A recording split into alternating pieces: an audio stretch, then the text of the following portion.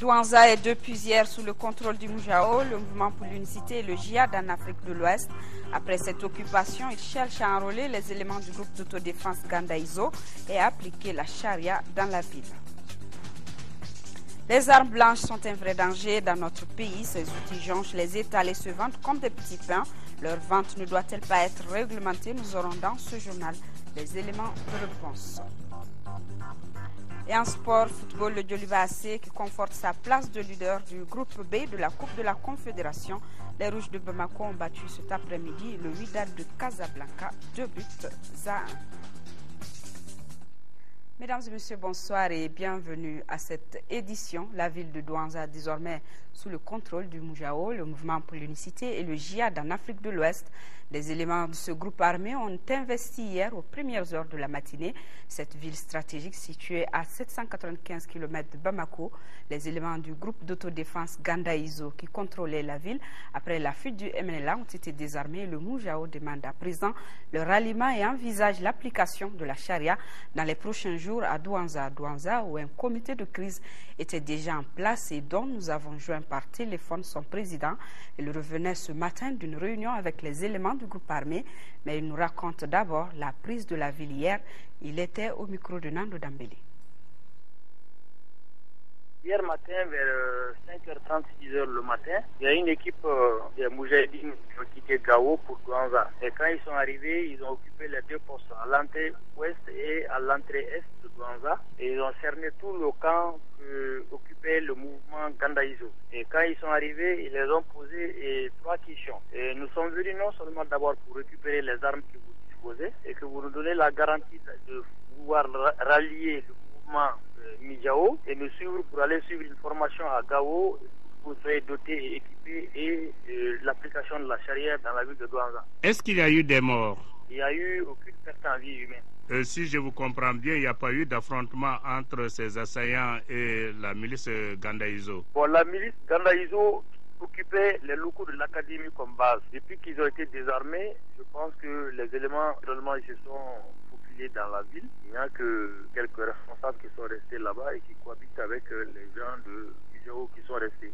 Il y a une forte équipe du Mijao qui sont restés pour surveiller les armes cantonnées à Douanza. Est-ce que vous avez pris langue avec ces assaillants? C'est-à-dire, est-ce que vous avez eu à vous entretenir avec eux? Oui, tout à fait, parce que quand le mouvement Gandaïzo s'est installé à Douanza, c'est sous le contrôle et l'égide du comité de crise que je préside. Donc, nous les avons concocté les quelques armes que nous disposons à notre niveau pour la sécurité du village. Et nous les avons dotés de ces armes pour renforcer au moins l'équipement, parce qu'ils n'en avaient pas beaucoup. Donc, ces mouvements leur ont dit que ces armes appartiennent au village de Douanza, à la ville de Douanza. Donc, vraiment, et le fait de pouvoir rallier aux Moujahidines, ils ne peuvent rien décider si ce n'est pas le comité de crise et les sages de la ville qui décident de cela. Donc, à ce titre, nous avons décidé de convoquer une réunion de tous les sages, plus le comité de crise élargi au marabout du village, pour les rencontrer hier dans l'après-midi à 14h. À l'issue de cette rencontre, nous, on avait juste réclamé la restitution de nos armes. Maintenant, nous leur avons dit que le mouvement Gandaïzo qui est là et qui est là pour la protection de la ville est libre d'adhérer ou de ne pas adhérer, parce que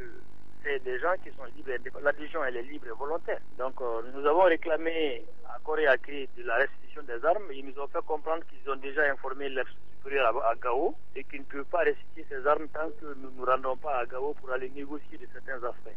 Le premier aspect, c'est surtout que les mouvements Gandaïzo rallient d'abord Moujahidine et secondo, l'application de la charia à Douanza dans les jours à venir. Et face à cette situation, quel est l'état d'esprit des populations? Bon, c'est la panique générale, mais à l'issue de la rencontre ce matin, ils nous ont rassuré réellement qu'ils ne sont pas là pour faire du mal aux gens. Ils sont là juste pour renforcer ce qu'ils ont trouvé sur place, c'est-à-dire l'islam. Et ils sont là aussi pour l'application de la charia, mais pas tout de suite. Il faudrait qu'il y ait d'abord des préalables d'éducation et de sensibilisation, et qui sont prêts à collaborer avec le comité de crise dans la parfaite entente. Et qu'attendez-vous de l'État? Bon, l'État, pour nous, nous sommes abandonnés. On n'a pas d'autre solution que de voir comment il faut nous entendre pour le moment avec ces gens. On n'a pas d'autre alternative. Même les aides qui passent vers le nord, Douanza est totalement oublié et abandonné. Donc, c'est Dieu seulement qui nous protège. Et le peu qu'on avait là pour la protection de la vie, c'est le mouvement Gandaïzo. Et là aussi, c'est effrité, les armes sont retirées. Vraiment, nous louons Dieu d'assurer toujours notre protection qu'il a toujours fait.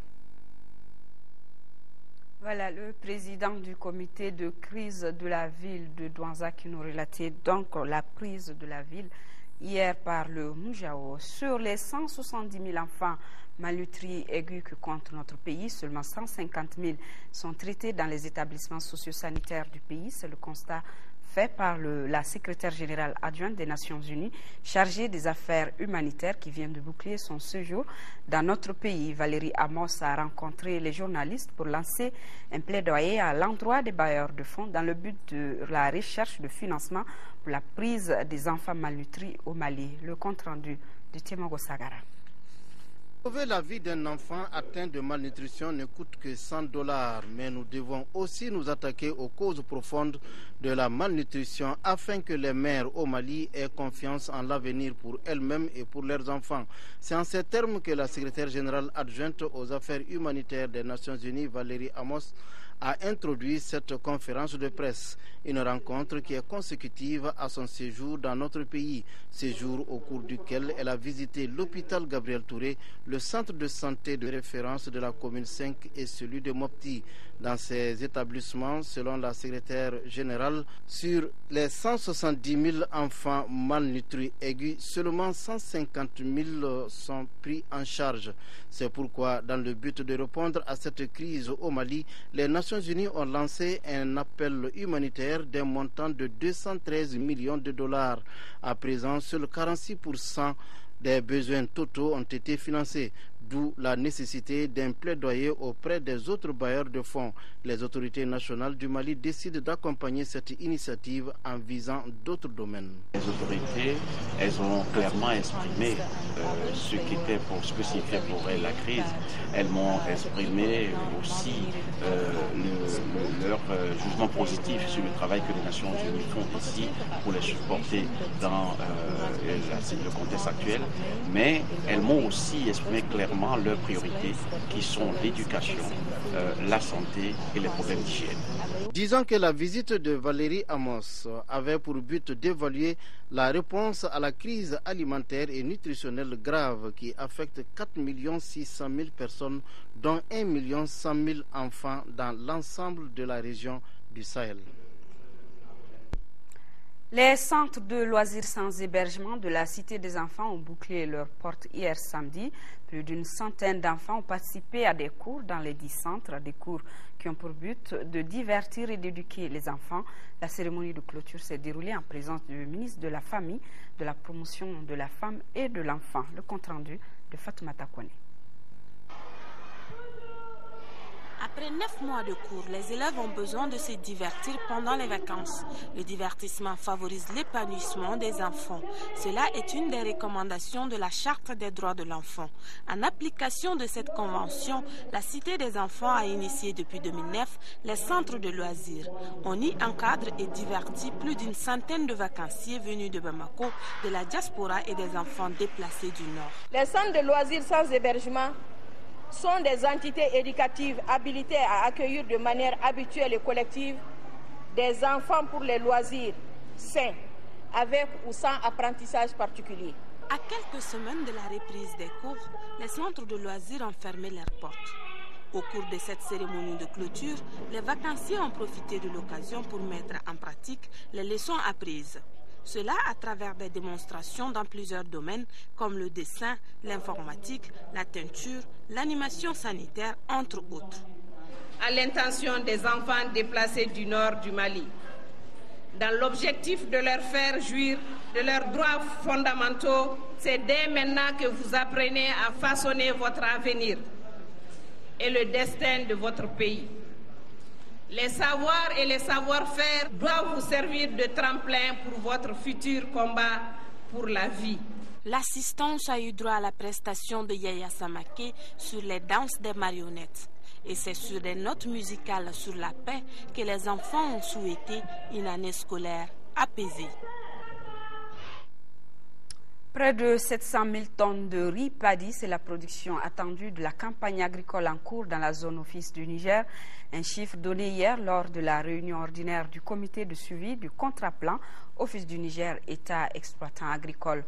Au cours de la réunion, l'initiative d'entreprendre des cultures de contre-saison de pommes de terre et de riz a été fortement saluée. De Ségou, le reportage de Brahima Kone. La mise en œuvre du contrat-plan 2008-2012, Office du Niger, État exploitant agricole, marque la volonté des plus hautes autorités du Mali d'améliorer le dialogue pour une croissance de l'autosuffisance alimentaire. C'est dans ce contexte que se tient cette 5e réunion du comité de suivi du contrat-plan, une rencontre qui aura permis d'examiner les termes de référence pour l'évaluation finale du contrat-plan 2008-2012. Cette évaluation porte essentiellement sur les activités du deuxième semestre 2011. L'année 2011 a été essentiellement marquée par le déficit pluviométrique engendrant ainsi une forte demande en eau d'irrigation, l'étude sur la problématique des 40 mètres cubes à lâcher à l'aval du barrage de Markala en période d'étiage, l'étude participative de faisabilité sur la tarification volumétrique à l'Office du Niger, la relecture du décret portant organisation de la gérance des terres à l'Office du Niger. Cette 5e réunion ordinaire, c'est aussi l'occasion de parler de l'élaboration du nouveau contrat-plan pour la période 2013-2017. On est juste au stade des TDR, mais déjà les résultats qu'on a fait par rapport à 2008-2012, notamment à la fin 2011, on a discuté et on a jugé que la mise en œuvre des engagements réciproques des parties prenantes par rapport au contrat blanc ont été globalement satisfaisants. Les objectifs spécifiques de cette approche agricole s'articulent entre autres autour de l'amélioration des rendements rizicoles à l'hectare, la maîtrise technique financière de l'entretien des réseaux d'irrigation et l'augmentation des superficies aménagées. Pour mémoire, l'année 2011 a été aussi marquée par la mise en œuvre d'un programme de contre-saison riz pour une prévision de 25 000 hectares. La section syndicale de Soukala SA a décidé de suspendre son mot d'ordre de grève. Le préavis datait du 17 août 2012 et le mouvement était prévu du 4 au 6 septembre, selon un communiqué parvenu à notre rédaction et signé son secrétaire général Saïdou Togo. La décision a été prise après l'implication personnelle du ministre du Commerce et de l'Industrie, du syndicat national de la production, de l'Union régionale des travailleurs de Ségou, après avis de l'ensemble des travailleurs de Soukala SA. Le comité syndical demande donc à l'ensemble du personnel de se rendre au travail les 4, 5 et 6 septembre 2012. Consultation gratuite pour les déplacés des régions du Nord ce matin à la polyclinique Madoumbia en commune 1. Les médecins de l'Espoir Santé pour la communauté et l'ONG espagnole MZC en sont les initiateurs. Pour cette journée, les organisateurs se fixaient comme objectif de consulter 400 personnes. Mohamed Diarra. Journée de dimanche animée à la polyclinique Madoumbia de Boulkassoumbougou.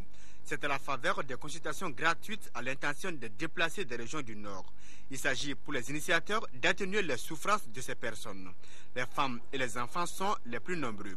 Les consultations se font dans tous les domaines. Nous savons bien sûr que c'est une population, n'est-ce pas, qui est fragilisée.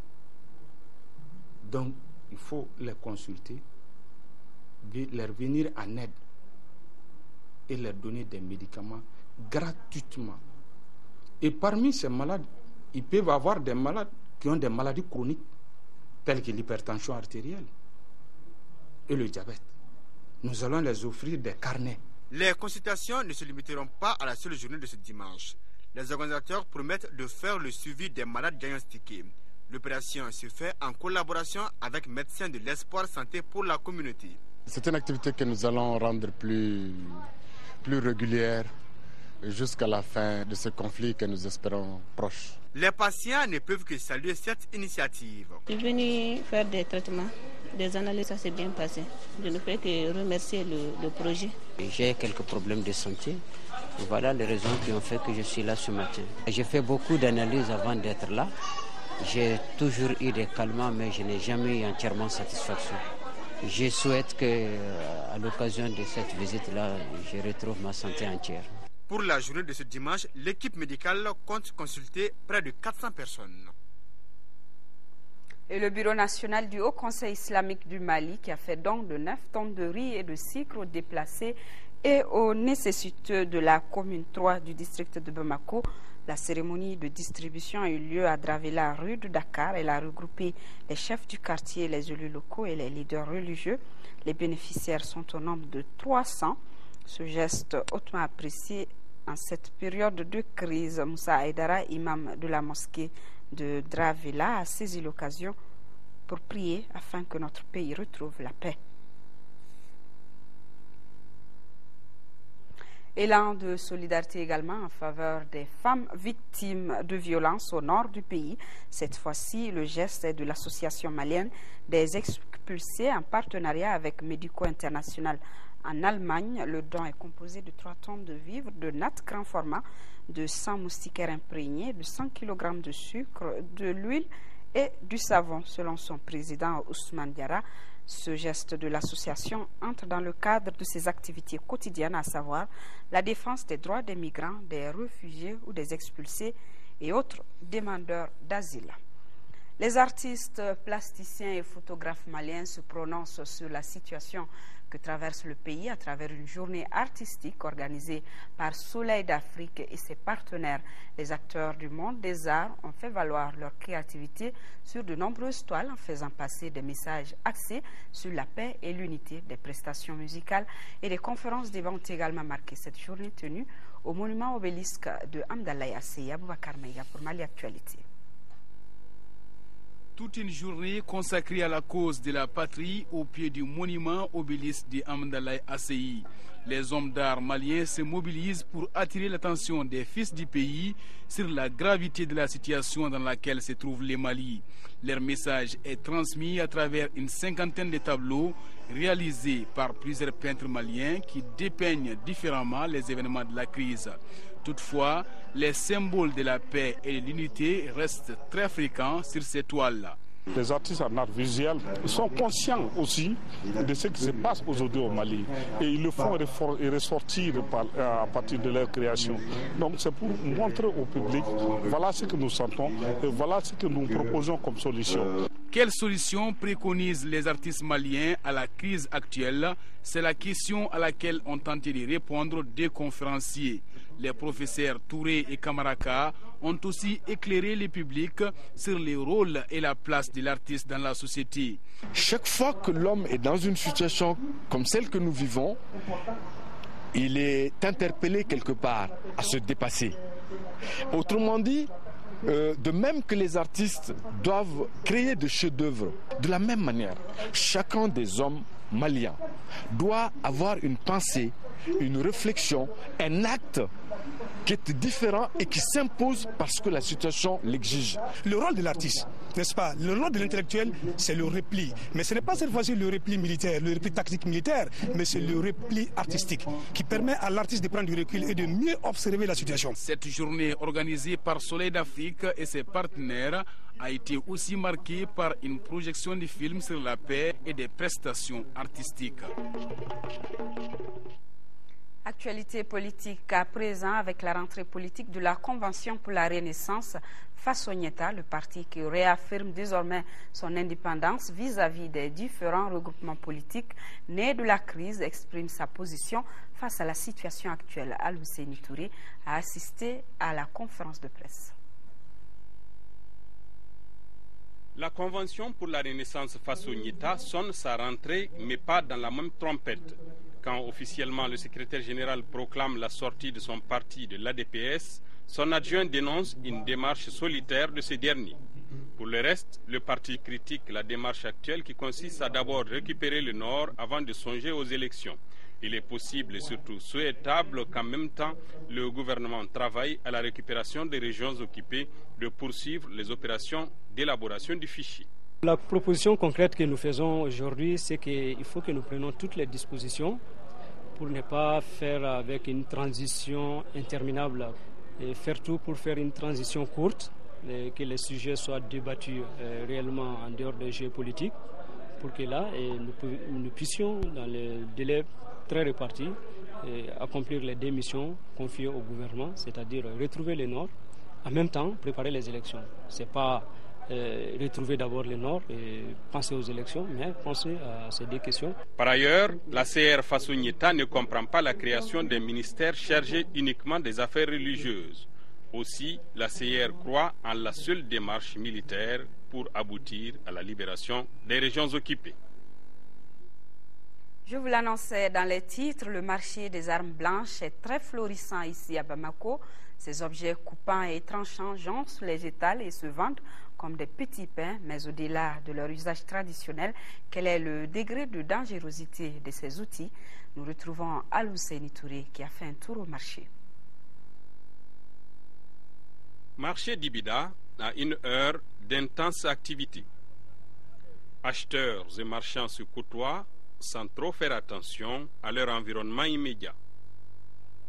Cependant, les dangers ne sont pas loin, même si personne ne semble en prendre conscience. Couteaux, haches, coupe-coupe, pics et autres pioches jonchent les étals et se vendent comme des petits pains. D'abord, donc vraiment l'état donc a fait toro la si mogoma bon coupe ben ni ba bla sokono e be se sogo tige be se jiri tige adla ku yodi to we adla de kama amba sanga fere revendeur ba fere su kono o de kama mais ka famba fere ga danser la si mogoma non ma d'abord kama. Pourtant, à regarder de près, l'exposition de ces matériels ou plutôt de ces armes constitue un grand danger pour les usagers. Elle se roule à tout moment. Ya mokote kele wuli wati don ya kele be se kana adama de do dusu be bo ndo dusu bo litekele ya do be nu dusu boro bulu mana ben fefe bataka moko fe nay ere ti so moko ga gere na ere ni ne kele galo ne be ngamuru chemba ke kesu kono adama de ndo be olu sitane moko we quoi. On ne dispose d'aucune information sur l'existence d'une législation spécifique en la matière. C'est d'ailleurs l'argumentaire privilégié des revendeurs. Même quand faut qu'on nous fait bon, moi de l'égal. Ani au bas là, ça me recommence mon foyer, comment ça s'y m'a offert Ani. Bitigba ou bien au bas ferré, en bataka ferré, sous kono. On est détaillé. Nous avons approché les services de police pour plus de précision sur la question, sans succès. Cependant, beaucoup pensent qu'il est nécessaire de réglementer la détention, la vente et le port de ces armes qui occasionnent beaucoup de blessures et souvent même de morts d'hommes. L'État a droit de mogo de blanc, police de blanc, ou ka inquiété que mogo mi nou yae, avec poso mi na nou ye jele ya bolo be muru ya bolo kan ka barke tout de suite ka nyin ka bumina ba bolo. Mais la sécurité fanate ya mogo chama be sira sécurité te ya. Munu kan ka fere lu droit no ka fere ke. Mais affaire euro de kan ka adamine ni ita sa kumi fana la kan ka nyininga ibe sogo de tigana kan ka de make. Mogo mi ye sogo fere la e kan ka di oma. Mais mogo mi ate sogo fere muru barakela te ka muru sanga dama abese ka ta do kono c'est pas bon. Muru ko inko ka gelengwa parce que selba mana sisa be mago be job besela. Selba mana se be mago be jo e murula. Selba mana se be mago be jo jelela.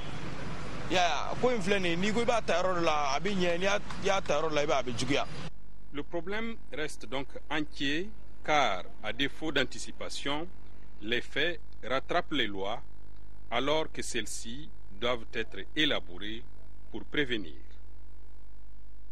Pour la sécurité, vigilance à tous et sport football, Coupe de la Confédération, le Yoliba AC conforte sa place de leader du groupe B après sa victoire 2-1 face au Wydad de Casablanca. Les Rouges ont dû attendre le dernier quart d'heure du match pour s'imposer. Khalifa Nama Traoré revient sur les moments forts de ce match.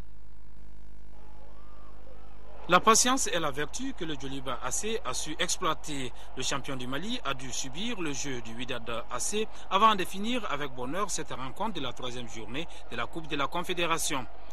Une victoire difficile à se dessiner malgré les nombreuses tentatives, notamment de Mahaman Nassissé, dont les percées ont été très mal conclues aux 5e et 8e minutes. Les Rouges laissent l'initiative aux Marocains qui non plus ne les exploitent pas. Ces derniers obtiennent un pénalty suite à une main de Mohamed Konaté.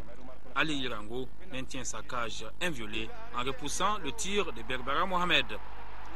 Le Djoliba AC tente de sonner la révolte avec le puissant tir de Alou Baraïgo et la tête de Salif Koulibaly, sur lesquels le portier Nadir Lamiangri sort le grand jeu. La réplique à cette tempête douche les ardeurs du public avec l'ouverture du score suite à un débordement de Yassine Lakhal. Younes Hawassi marque de la tête. La ferme volonté du Djoliba AC d'établir la parité avant la pause ne donne rien.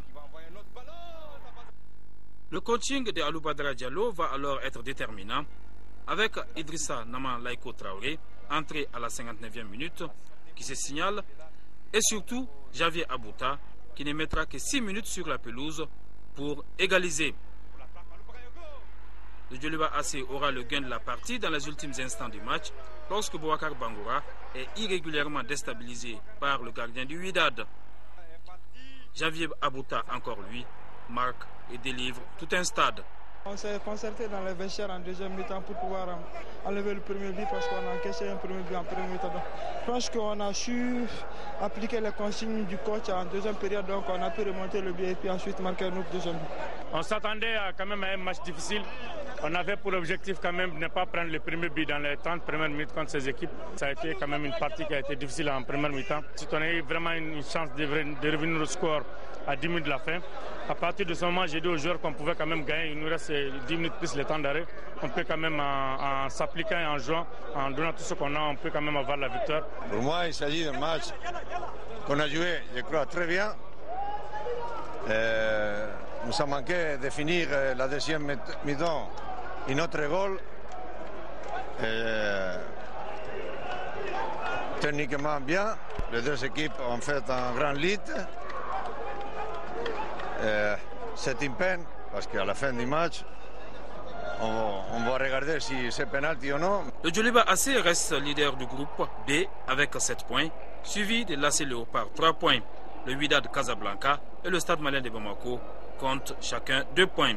Prochaine journée, c'est-à-dire la 4e dans 2 semaines, le Djoliba se rendra à Casablanca contre son adversaire du jour et le Stade Malien de Bamako jouera à Dolisie contre l'AC Léopard. Très belle victoire du Djoliba AC. À suivre ce soir sur l'ORTM, l'impact de la crise du nord du Mali sur les droits des enfants. C'est le thème de questions d'actualité. Mariam Sey reçoit le ministre de la Famille, de la Promotion de la Femme et de l'Enfant, celui de la Justice, garde des Sceaux, le représentant de l'UNICEF au Mali et le président du Parlement national des enfants. Questions d'actualité, c'est à suivre après ce journal qui s'achève d'ailleurs. Merci de l'avoir suivi. Je vous retrouve demain s'il plaît à Dieu à 10h ou 13h. Et pour les éditions du soir, vous serez en compagnie de Nyanya Alou Traoré. Merci de rester sur la chaîne nationale et rester de cœur et d'action avec nos compatriotes des régions du Nord vivant sous occupation. Ne les oublions pas. Merci et bon début de semaine à tous.